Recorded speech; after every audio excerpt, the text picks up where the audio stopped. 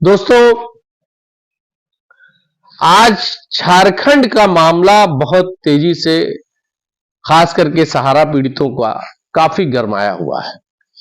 चाहे वो रांची की बात हो या लखनऊ की बात हो, जिस तरह से झारखंड के डीजीपी ने वहां एक्शन लिया है और जिस तरह से वहां मुकदमों की झड़ी लगी है और जिस तरह से वहां के कार्यालयों को सहारा के सील किया गया है, बंद कराया गया है, जिसको से घबरा करके या जिसके लिए लीगल टीम सहारा की मुख्यालय से रांची पहुंची और वहां झारखंड के DGP director general of police से मुलाकात हुई और वहां पर जो उन्होंने आग्रह किया और उस आग्रह को नहीं माना डीजीपी ने खोलने के लिए और उनको सख्त ये कहा कि अगर आपने 15 दिन के अंदर जो 400 करोड़ रुपए की वापसी का एफआईआर हुआ है उसकी वापसी नहीं हुई तो फिर हम कठोर कार्रवाई और डायरेक्टरों को नोटिस और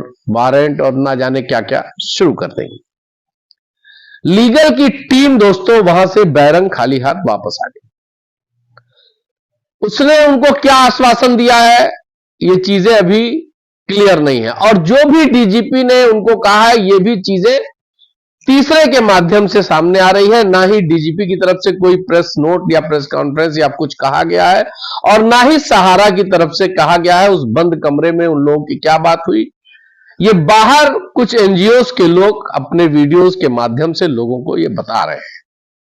खैर 15 दिन में भी लगभग एक हफ्ते का दिन बीत चुका है।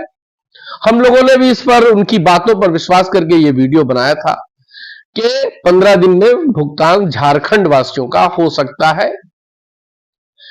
लेकिन खबर यह आ रही है दोस्तों कि प्रबंधन झारखंड सरकार की कार्रवाई के विरोध में न्यायालय जाने की तैयारी कर रहा है। और आप केंद्र सरकार का क्या रोल है इसमें? आपने बहुत पहले 2-4 महीना पहले यह देखा होगा, इस पर हम लोगों ने एक वीडियो भी बनाया था कि केंद्र सरकार ने सुप्रीम कोर्ट में आईए लगाया था कि जितने भी मुकदमे पूरे देश में सहारा के ऊपर हैं वो सबको या तो स्क्वैश कर दिया जाए यानी रद्द कर दिया जाए या फिर उसको सुप्रीम कोर्ट में एक जगह ला करके लगा दिया जाए। और इसे आईए से यह प्रतीत होता है कि सहारा केंद्र सरकार वो सहारा का कहीं ना कहीं उसका सॉफ्ट कॉर्नर है सहारा के लिए। लेकिन सहारा भुगतान को लेकर के संजीदा है नहीं है ये तो दूसरी बात है दोस्तों। लेकिन झारखंड के एनजीओज ने जिस तरह से वहां पर इस कार्रवाई को कराया है, कार्रवाई सफल होगी या नहीं होगी ये तो भविष्य की बात है। लेकिन एक एक्शन में वहां की सरकार आई और उसका लाभ वहां के निवेशकों को मिलता दिखेगा। मेरा यह कहना है कि यदि यह प्रयोग जो भी वहां के एनजीओज के द्वारा किया गया, सरकार के समर्थन से किया गया, एफआईआरों की जो झड़ी लगाई गई और सरकार ने जो कठोर कार्रवाई करते हुए कार्यालयों को सील किया, लीगल नोटिस जारी की, लीगल टीम आई और अभी आगे भी सरकार झारखंड की आईए लगाने की तैयारी है सुप्रीम कोर्ट में। ये सब चीजें अगर सरकार कर रही है और ये प्रयोग अगर सफल हो जाता है दोस्तों तो ये बहुत बड़ी खुशखबरी होगी और यही रास्ता फिर सही लगने लगता है। क्योंकि 12 से 14 साल से न्यायालय में लड़ते लड़ते लोग निराश और हताश हो गए हैं, उम्मीदें कम हो गई हैं और अब लोगों को हर तारीख पे यह लगता है कि तारीख पड़ जाएगी। दोस्तों, पोर्टल ने भी निराश किया। जो पोर्टल बना है वो 2 दिन तक उसका अपडेट उसको करने के लिए उसको बंद किया गया था। तमाम विशेषज्ञों की राय थी कि साहब वो बढ़ जाएगा, वो उसकी लिमिट बढ़ जाएगी, 5 से 15 लाख हो जाएगा। लेकिन हुआ कुछ नहीं। हमारे एक मित्र ने कहा कि साहब वो सहारा उसको गवर्न करती है, सहारा चलाती है, ऐसा नहीं। पोर्टल का जो भी लगाम है या पोर्टल जो है वो सहकारिता मंत्रालय चलाता है, सहकारिता विभाग चलाता है उस पर आ रही डिफिशियंसी को दूर करने की जिम्मेदारी सहारा के लोगों की है, सहारा की है, और उसको सहारा धीमी गति से ही सही डिफिशियंसी को दूर करा रही थी, चाहे अपने ऑफिसर्स के माध्यम से, अपने कार्यकर्ताओं के माध्यम से। लेकिन जहां ऑफिसेस बंद है वहां इसकी दिक्कत हो रही है लोगों को।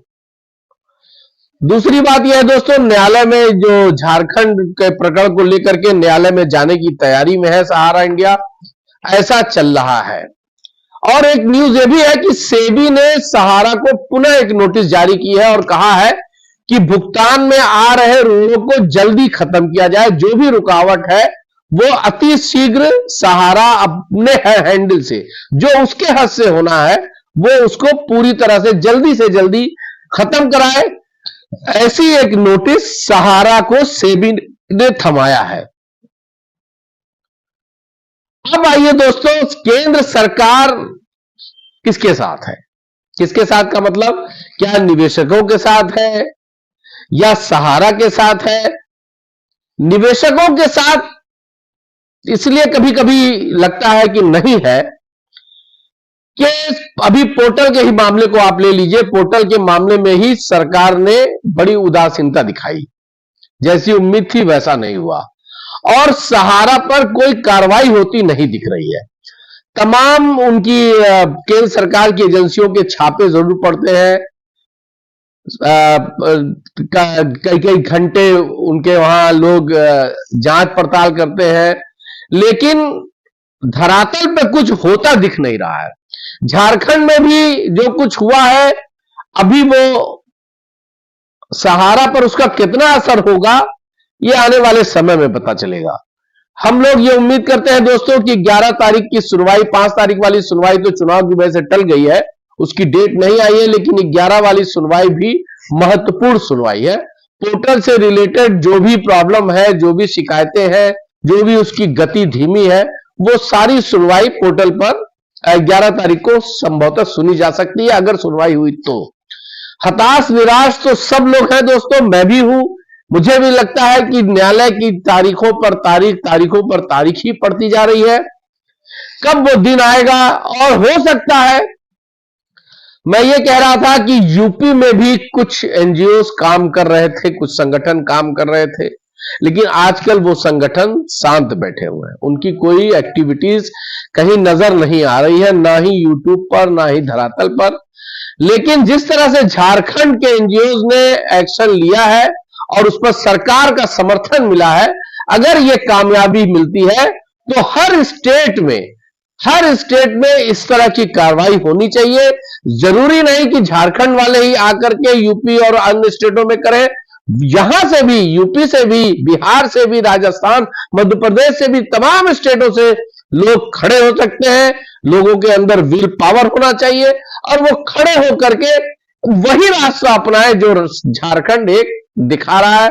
अगर झारखंड के इस दिखाए रास्ते में कामयाबी मिली, अगर झारखंड वासियों को 400 करोड़ ही सही भुगतान हुआ, तो 40,000 करोड़ का क्लेम है जैसा सुनाई दे रहा है झारखंड का, तो फिर पूरे देश के लोगों को, सारे राज्य के लोगों को इसी तरह से एक्शन लेकर के अपने राज्य की सरकारों पर दबाव बना करके और निवेशकों के हित के लिए उनको मजबूर करना पड़ेगा। यही एक सटीक रास्ता दिख रहा है, यदि कामयाब हो जाता है तो। जय हिंद।